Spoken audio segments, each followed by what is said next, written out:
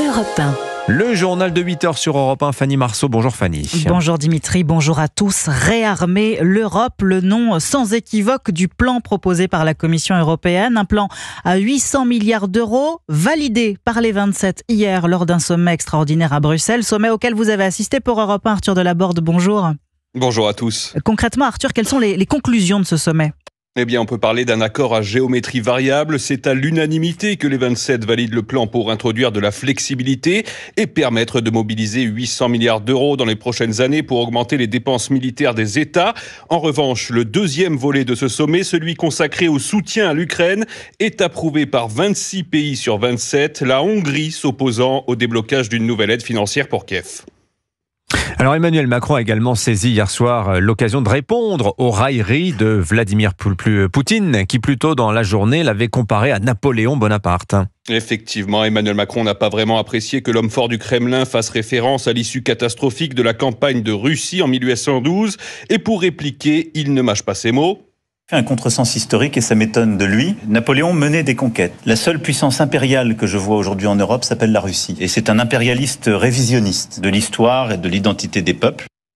Le chef de l'État ne calme pas l'inquiétude de Moscou sur la question de la dissuasion nucléaire et annonce qu'un dialogue va s'ouvrir avec ses partenaires pour regarder si, dit-il, des coopérations nouvelles peuvent voir le jour. Par ailleurs, Emmanuel Macron adresse un message à Donald Trump. Nous sommes des alliés loyaux et fidèle, que quiconque ose en douter regarde simplement l'histoire contemporaine qui est la nôtre. Elle justifie tout simplement ce que nous avons pour les États-Unis d'Amérique, que j'ai pour ses dirigeants, respect et amitié. Et je pense qu'on est en droit de réclamer la même chose.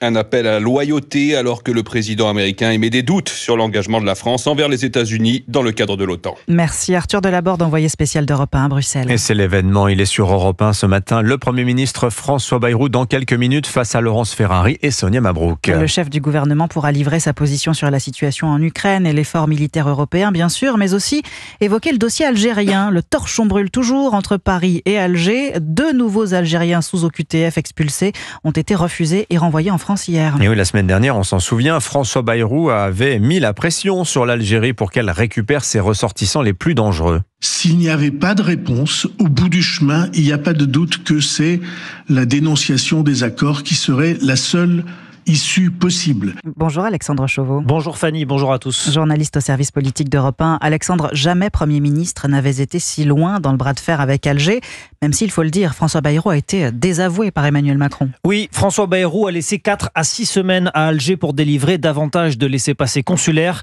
le temps officiellement de tenter de renouer le dialogue, même si en réalité, les liens entre la France et l'Algérie n'ont jamais été aussi distendus. Après avoir évoqué et assumé le terme de submersion pour évoquer la situation migratoire en France, le Premier ministre a donc menacé de suspendre les accords de 1968 avec l'Algérie, mesure longtemps réclamée par la droite, mais aussi plus récemment par Édouard Philippe et Gabriel Attal. Reste qu'Emmanuel Macron s'est montré plus réticent à aller aussi loin. Le chef de l'État s'est dit favorable, non pas à dénoncer, mais à renégocier ces accords. Une déclaration en forme de désaveu pour le Premier ministre, qui avait pourtant confié avoir eu l'aval du président. Début avril, François Bayrou n'aura pas d'autre choix que de durcir le bras de fer avec Alger si les relations en restaient là.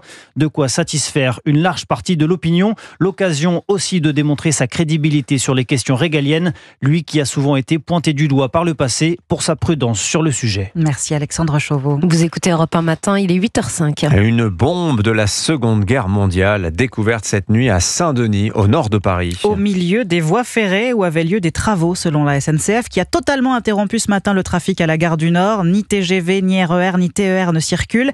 Il faudra attendre la fin des opérations de déminage pour rouvrir la gare. Et on connaît les 2 prisons de haute sécurité choisies pour accueillir les 200 narcotrafiquants les plus dangereux du pays. Oui, Gérald Darmanin, le garde des Sceaux, les a annoncés hier soir. Celle de Condé-sur-Sarthe dans l'Orne au 15 octobre. Et avant elle, celle de Vendin-le-Vieil dans le Pas-de-Calais. L'établissement doit être opérationnel au 31 juillet prochain.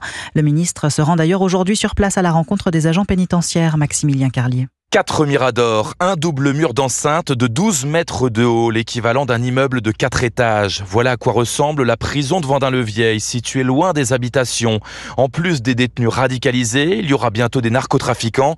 David Lacroix, représentant Force ouvrière. Il y aura des restrictions au niveau des appels téléphoniques avec 3 sessions de 2 heures par semaine.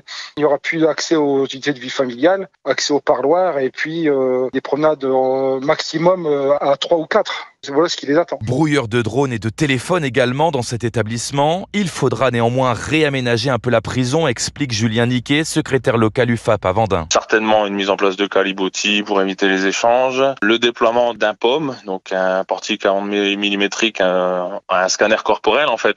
Travaux estimés entre 4 et 5 millions d'euros, plus recrutement d'agents pénitentiaires spécialisés, formés sur place et anonymisés selon Gérald Darmanin, afin qu'ils ne fassent pas l'objet de pression. Maximilien Carlier, correspondant d'Europe 1 dans le Nord, notez que le ministre de la Justice dit souhaiter 4 à 5 établissements pénitentiaires du même type d'ici la fin du quinquennat, dont un en Outre-mer. Au total, selon Gérald Darmanin, 600 à 1000 narcotrafiquants détenus sont estimés dangereux et éligibles à cette détention de haute sécurité. L'actualité judiciaire, c'est également le procès Le Squarnec devant la cour criminelle du Morbihan à Vannes. Depuis hier, la parole est aux victimes. Plus de 120 d'entre elles sur les 299 parties civiles ont tenu à s'exprimer à la barre. Des femmes et des hommes qui n'avaient qu'une dizaine d'années lorsque l'ex-chirurgien chargé de les opérer les a abusés sexuellement. Pour eux, témoigner, c'est tenter de se reconstruire.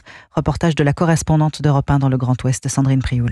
6 fois, il l'aura violée en 4 jours d'hospitalisation pour une appendicite, puis raconter ses crimes en s'adressant à elle, tantôt mièvre, tantôt sale dans ses carnets intimes. Virginie, qui s'est défendue du haut de ses 9 ans, mais il s'est acharné sur elle, admet-il aujourd'hui désolé. À la barre, l'aide-soignante, qui ne se souvenait de rien, raconte cette chose, surgit d'outre-tombe, dit-elle. Une descente aux enfers. J'ai dit ce que j'avais à dire, ce qui était le plus important, de ne plus être considéré comme un objet. Mais j'ai vu que pour lui, c'était pas facile de me soutenir mon regard. Le prédateur ambivalent se garde bien de raconter à ses victimes ce qu'il a fait.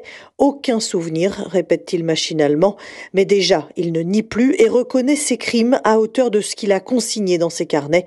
Amélie espère que ça l'aidera. On a été entre ses mains et aujourd'hui, on a encore notre destin entre ses mains. Et c'est un peu ce que j'ai écrit pour ce que je veux lui dire vendredi, c'est que j'ai envie qu'il me redonne moi ma liberté en me disant qu'il reconnaît ce qu'il m'a fait. Joël Le Squarnec verra défiler une centaine de ses victimes à la barre. Vannes, Sandrine Prioul, Europe 1. Le sport à 8h08 sur Europe 1 et le football, la victoire de l'Olympique lyonnais hier soir à Bucarest, 3-1 face au FCSB en match aller des 8e de finale de la Ligue Europa. Un bon avantage avant le match retour jeudi prochain à Lyon. Et puis en rugby, le 15 de France affronte demain l'Irlande à Dublin. Match à haut risque pour les Bleus qui sont pour l'heure 2e au classement du tournoi. Merci beaucoup Fanny Marceau, c'était votre journal.